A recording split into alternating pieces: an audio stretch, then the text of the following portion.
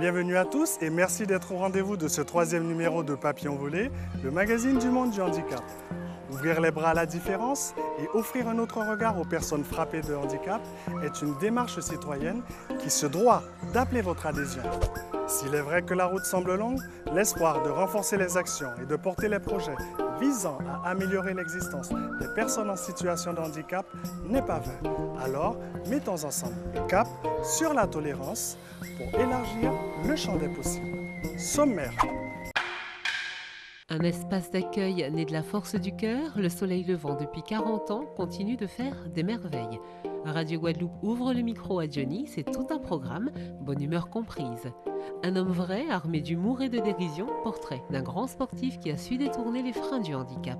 La beauté du geste, la portée du sens, faites-vous servir, au café signe, et sachez tout dire, ambiance et rythme, faire la fête en fauteuil roulant, c'est le choix de Gilbert Vincent. Papillon Volé, bon mag. Le Soleil Levant, c'est une association de la loi de 1901 qui gère donc le foyer aussi au même nom, le Soleil Levant, où on accueille 40 usagers adultes et c'est un foyer donc, qui fonctionne de 8h à 16h, du lundi au vendredi. Je m'appelle Duc, j'ai 34 ans et je suis ici pour vous parler de mon handicap, disons, des handicapés. L'équipe qui est composée donc d'éducateurs techniques spécialisés, de moniteurs éducateurs, des aides médico-psychologiques qui sont donc managés par un chef de service. Donc nous retrouvons donc 2 pôles. Il faut savoir que l'ensemble de l'équipe, on fonctionne autour d'un projet pédagogique qui a pour but l'épanouissement des personnes que nous accueillons ici. Donc ce but d'épanouissement, nous essayons de l'atteindre par le biais de différentes activités qui sont mises en place ici. Donc il y a plusieurs ateliers, l'atelier soins et esthétique, il y a l'atelier brico-déco, l'atelier informatique où nous nous trouvons en ce moment, il y a l'atelier apprentissage scolaire, entre guillemets, c'est plutôt des activités autour de l'apprentissage de la lecture et de l'écriture pour une minorité de jeunes. Je fréquente la sculpture, ça fait depuis 2002 et je me sens heureux ici et j'aimerais profiter pour apprendre ce qu'on m'apprend ici. Et voilà. Donc on va commencer par couper, hein? On va mesurer, on va relever les dimensions, donc on va mesurer, on va toucher, oui, avec le centimètre que Marie-Joséphine a autour du cou. Marie-Joséphine? Donc on mesure. Non, c'est Marie-Joséphine, on a mis le trait rouge, souviens-toi Marie-Joséphine. Donc on mesure, on relève les dimensions.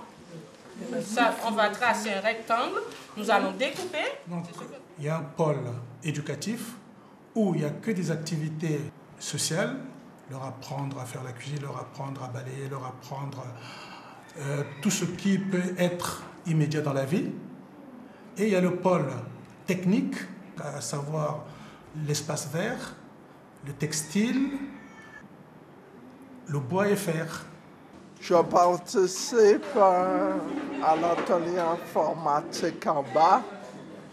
Je participe au réfectoire ici là. Et on balaye, on fait tout ça, le ménage, quand on a fini de manger. Oui, la fondatrice qui est Madame Lebrun-Micheline, qui effectivement a mis en place cette structure que j'admire beaucoup effectivement de ce qu'elle a fait, parce que pour arriver à là où nous sommes, il a fallu vraiment des sacrifices de sa part, à savoir ne fût-ce que l'investissement qu'il y a eu. Donc cette propriété a été achetée par l'association, donc c'est que vraiment elle s'est beaucoup investie.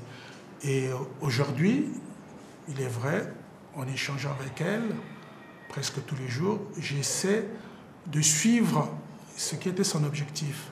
En 67, dès 67, j'ai rassemblé des handicapés sur le quartier de l'assainissement.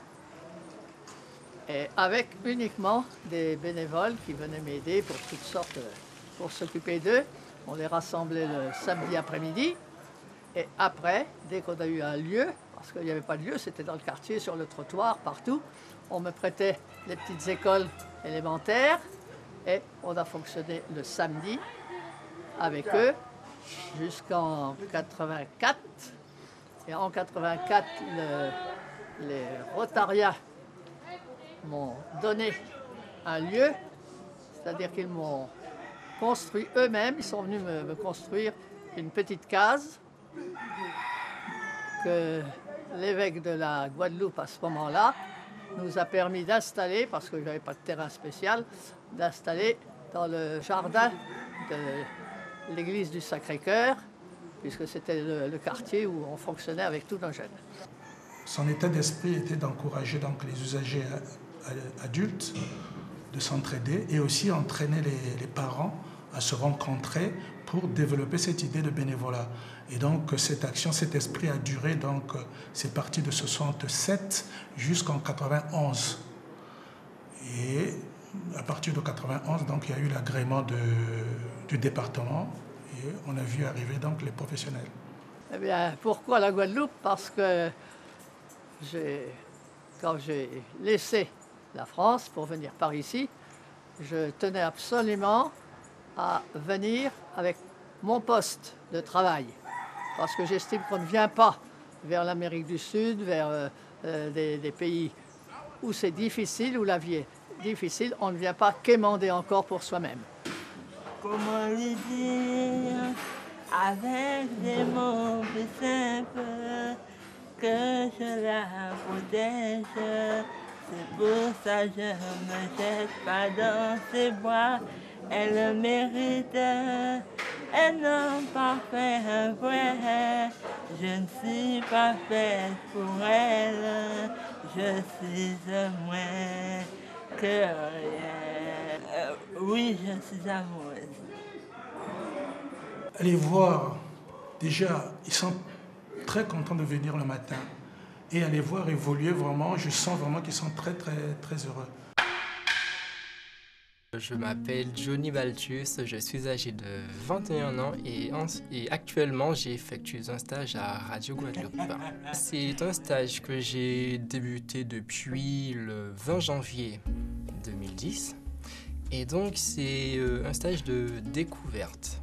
On peut dire que je découvre l'univers de la radio, je regarde tout de A à Z.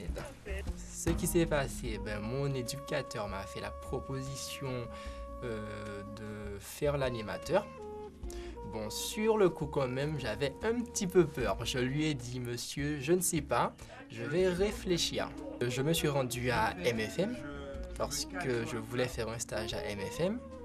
Et donc, c'est le directeur d'antenne de MFM qui m'a mis en contact avec monsieur Laurent Salcède, qui est le directeur d'antenne de Radio Guadeloupe. Et donc, j'ai pris contact avec monsieur Laurent Salcède.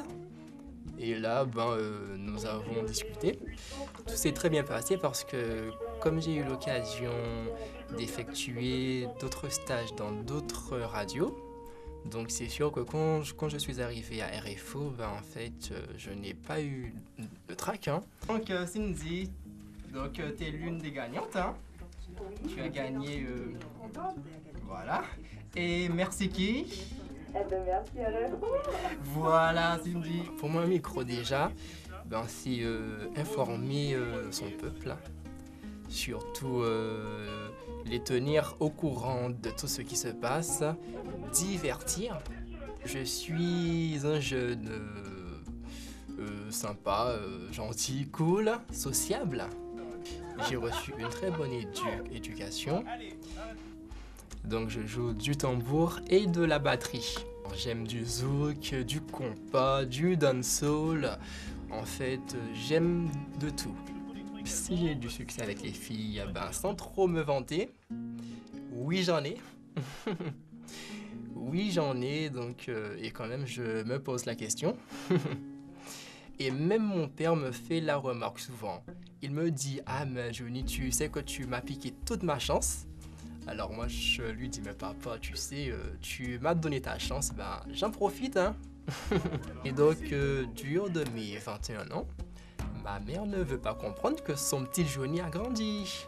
Eh bien alors, le message que je peux laisser à ma mère, ben, je vais lui dire, maman, tu sais, ton petit Johnny a 21 ans, il a grandi. Tu sais, là maintenant, tu peux lui faire confiance. Donc, tu n'as pas à t'inquiéter. Je ne me sens pas handicapé. Moi, je me dis que l'handicap, déjà, ça se passe dans la tête. Ce qui me fait mal au cœur, c'est de voir le regard que les personnes peuvent jeter sur les handicapés. Parce que déjà, ils considèrent les handicapés comme des personnes à part qui ne savent rien faire. Je me dis que non, que les handicapés ont des capacités. C'est d'apprendre à nous connaître et surtout de nous donner une chance. Ce qui me fait peur, c'est le fait de ne pas trouver de travail. Donc ça, c'est ma plus grande crainte. Mon plus grand rêve, ce serait d'avoir mon permis. C'est ça, mon plus grand rêve.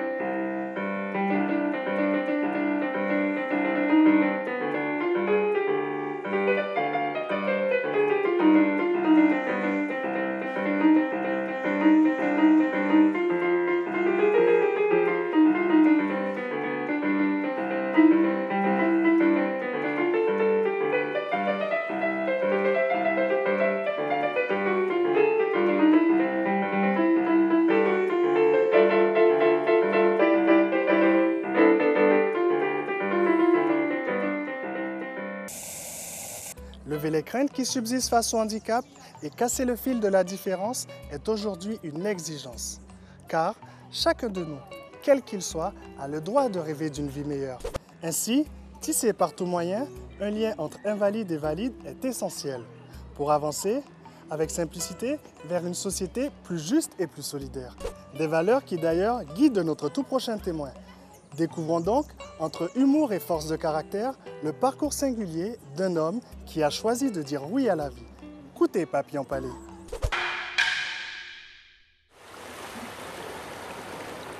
Si vous n'étiez pas Jean Rosier, qui aimeriez-vous être? Oh là là. Eh bien, si j'aurais aimé être Jean Rosier. Jean Rosier, c'est pratiquement monsieur tout le monde. Apparemment, il a eu quelques événements dans sa vie,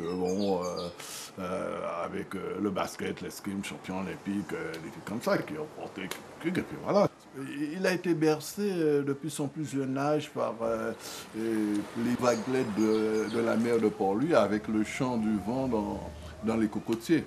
Quel homme cet accident a fait de vous? Est-ce qu'on peut dire qu'un accident peut changer quelqu'un?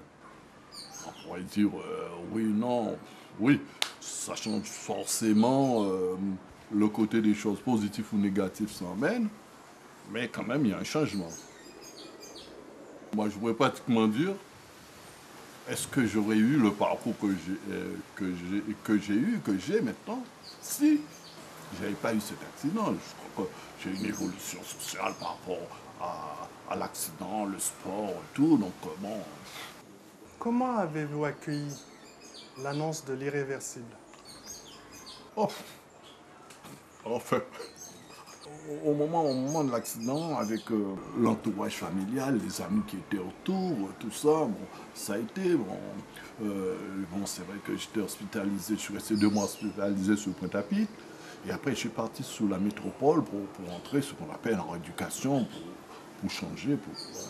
Et c'est vrai qu'après pratiquement 6 mois, n'étant pas un homme de lit, comme je dis, moi j'aime bien courir, tout, mais je m'étais bien rendu compte, ça fait un bout de temps, que bon, là-dessus, il fallait peut-être faire une croix. Et un beau jour, le médecin arrive et puis il me dit, écoutez, monsieur Rosier, vous savez. Et puis je lui dis, oui, attendez, il y avait justement la Coupe du Monde de football qui se passait en Allemagne. Je lui dis, attendez, vous allez voir, il y avait, je crois même c'était la Suède avec je ne sais plus quelle équipe, mais le gardien suédois, c'était le gardien qui s'amusait à aller arrêter les pénaltys. Et c'est là que je lui dis, attendez, docteur, vous allez voir qu'il va arrêter il va l'arrêter ce pénalty, il va le chercher.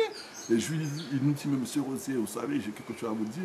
Je lui dis, mais attendez, vous allez voir qu'il va arrêter le pénalty, il va l'arrêter. Il dit, monsieur Rosier, dit, oui, vous m'avez parlé, je sais. Mais regardez bien, ça y est, il a arrêté le pénalty, qu'est-ce que je vous ai dit? Alors il en revenait plus, il m'a dit, monsieur Rosier, je lui dis, oui, il m'a dit que je ne peux plus marcher. Il m'a dit, ah non? Je dis, oui, il est resté là et il n'en revenait pas. Bon, c'est vrai que je m'étais déjà rendu compte. Et puis, après, il est parti. Il est revenu tout seul, monsieur Rosier. Est-ce que vous avez bien réalisé ce que je lui ai dit? Je lui ai dit, oui, il m'a dit, je ne peux plus remarcher, mais moi, ce qui m'intéresse maintenant, c'est de pouvoir sortir de la chambre, trouver un fauteuil, aller faire un tour, aller respirer dehors. Voilà, donc, c'était aller au-delà de ça. Maintenant, il fallait avancer, quoi. Comment séduire un fauteuil? Avez-vous du succès auprès de la gente féminine? Est-ce que c'est raisonnable? Alors, la gente féminine n'aime pas quand même quelqu'un qui serait là en train de se plaindre, tout ça. Donc moi, je suis quand même quelqu'un assez souriant. Donc j'ai l'approche facile, donc je rencontre du monde et j'aime m'amuser, j'aime danser. Donc oui, avec la gente féminine, c'est vrai, ça se passe très bien. L'amour porte-t-il un prénom dans votre cœur? Si l'amour porte un prénom? Ben oui, de toute façon, je crois qu'avec depuis le temps que j'ai eu mon accident, j'ai rencontré quelqu'un, bon, je pense que, eh ben oui, eh bien cette personne, oui, c'est le nom de l'amour. Vous avez été champion de France de handi-basket.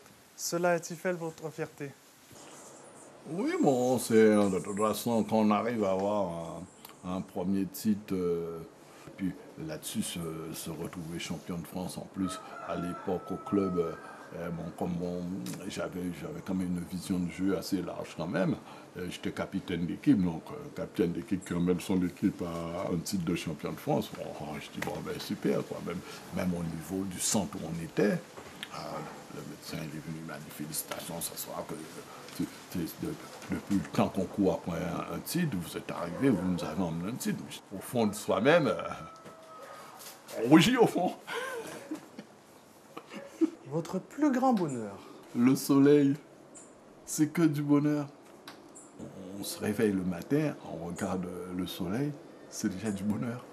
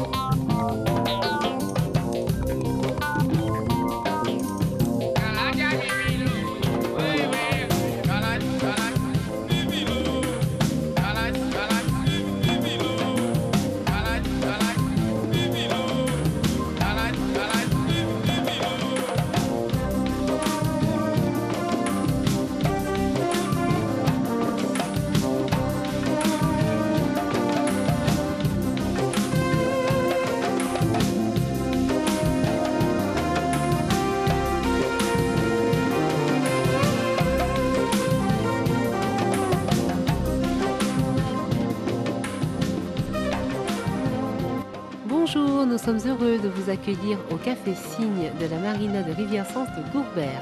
Ce restaurant est spécialement dédié aux sourds et accueille également tous les entendants. Il est ouvert uniquement le midi, le lundi et le mardi et vous reçoit aussi toute la journée, du mercredi au dimanche. On y cuisine des plats typiquement traditionnels, alors pour tout contact, le 05 90 25 53 01. Au Café Cygne, les entendants et les sourds pourront communiquer et échanger. On vous y attend donc nombreux. Merci, à bientôt.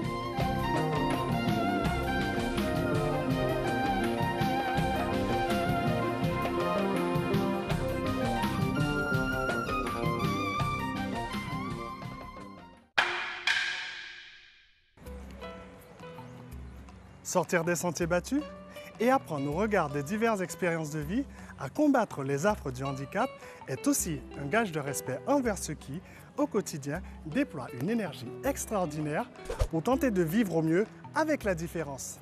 Une envie de vivre, de s'évader, de s'arroger des petits plaisirs. En musique, pourquoi pas.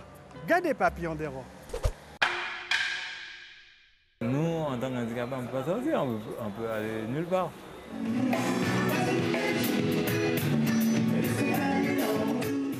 Je ne peux pas aller à Pointe-à-Pitre, faire les magasins, c'est pas accessible. Donc voilà.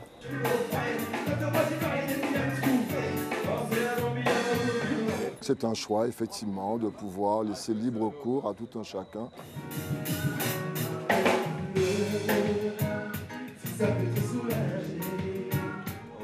J'ai choisi le casino ce soir parce que, premièrement, le casino c'est accessible et deuxièmement, il y avait une soirée assez sympa ce soir. Bien sûr, parce qu'en tant que casino, on se doit de pouvoir recevoir tout le monde. Donc, même étant handicapé, bien entendu, ce soir, la preuve, c'est que je pense que vous avez eu l'occasion de constater que nous avons la possibilité de recevoir également ces personnes handicapées. Et en plus, il y avait un groupe très sympa, Zouklouk.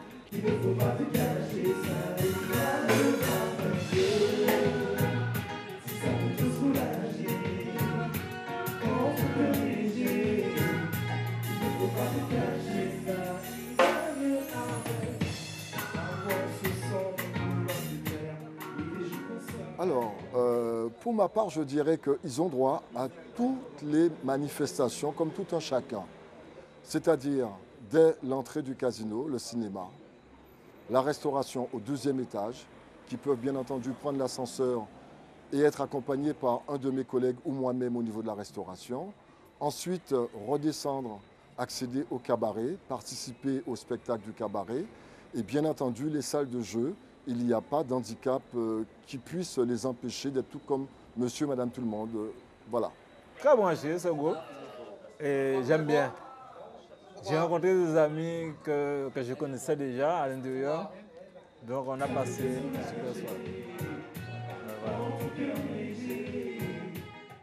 Ben, un petit message, je dirais que les autres handicapés fassent comme les autres qui fréquentent déjà le lieu et qui ne se bloquent pas, qui ne se gênent pas de venir dans notre établissement et que nous sommes ouverts, toutes les portes leur sont grandes ouvertes et que bon, ben, nous sommes là pour les accueillir. Voilà. Bon appétit! J'aime bien. Oui. Non. Merci. Bon appétit. Merci. C'est bon? C'est vraiment bon. Tu veux de l'eau? Oui, j'en veux bien. Merci.